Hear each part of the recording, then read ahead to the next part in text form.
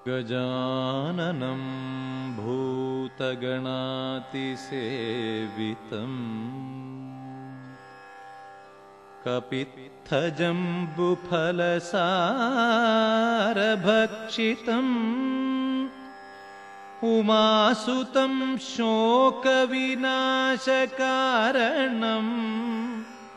नमामि विघ्नेश्वरपादपङ्कजम्।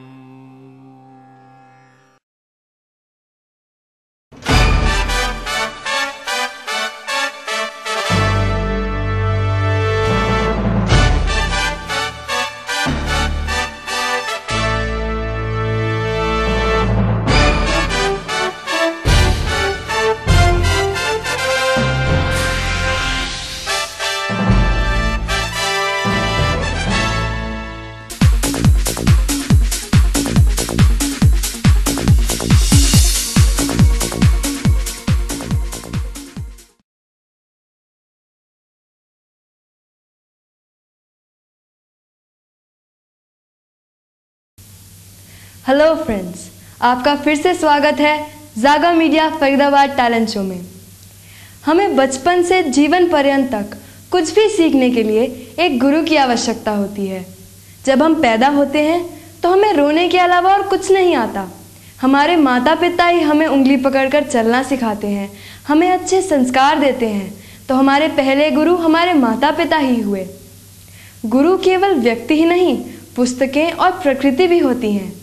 तभी तो कहा गया है, फूलों से नित हंसना सीखें, भौरों से नित गाना, फल से लदी डालियों से नित सीखें शीश झुकाना। हम जब बड़े होते हैं तो हम शिक्षा ग्रहण करने स्कूल जाते हैं। वहाँ हमारे शिक्षक हमें विभिन्न विषयों का ज्ञान देते हैं। अन्य कलाएं जैसे गायन, वादन, नृत्य और संगीत सीखने के लिए भी हमें गुरु की आवश्यकता पड़ती है।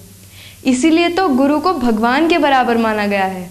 तभी तो कहा गया है, गुरुर् ब्रह्मा गुरुर् विष्णु गुरुर्देवो महेश्वरा गुरु साक्षात परब्रह्म तस्मै श्री गुरुवे नमः।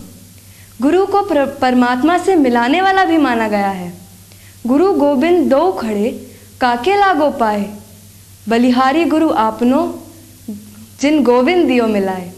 ऐसे ही एक संपूर्ण गुरु हैं श्री श्री रविशंकर जी।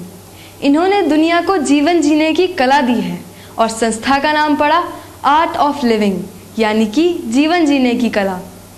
इस संस्था ने दुनिया के 144 देशों में करोड़ों लोगों को सत्संग और प्रवचन के माध्यम से ऊर्जा और आनंद से भर दिया है। श्री श्री रविशंकर जी एक संपूर्ण प्राणायाम क्रिया यानी कि सुदर्शन क्रिया, श्वास लेने की क्रिया के प्रणेता भी हैं। क्या आपने कभी सोचा है कि श्वास के बिना हम पल भर भी नहीं रह सकते और उसे किस लय में लेने से हम में पॉजिटिव एनर्जी आ सकती है? हमारा ये सौभाग्य है कि आर्ट ऑफ लिविंग ऑर्गेनाइजेशन की यूनिट्स हमारे फरीदाबाद में भी है। और आज आपको ये जानकर बहुत खुशी होगी कि हमारे स्टूडियो में आर्ट ऑफ लिविंग से Mr Anil K Gambhir, Mr H C. Chaudhary, Mr Rajeev Verma, Mr Neeraj Jain और मिसेस निधि जैन आए हुए हैं, जो आपको इस संस्था से और अच्छी तरह परिचित कराएंगे। आइए चलते हैं उनसे बातचीत करने के लिए।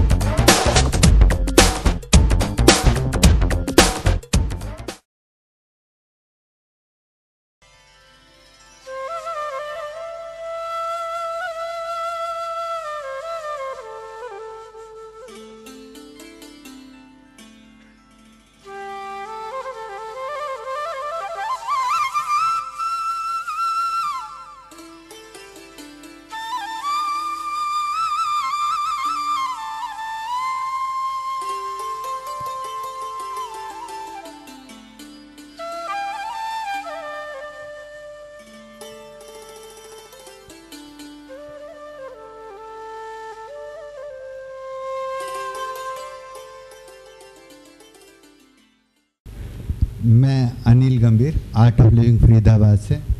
By profession I am marketing manager working with MNC, और जो टाइम मिलता है उसके अंदर आर्ट ऑफ लिविंग की सेवा में मैक्सिमम टाइम लगाता हूँ।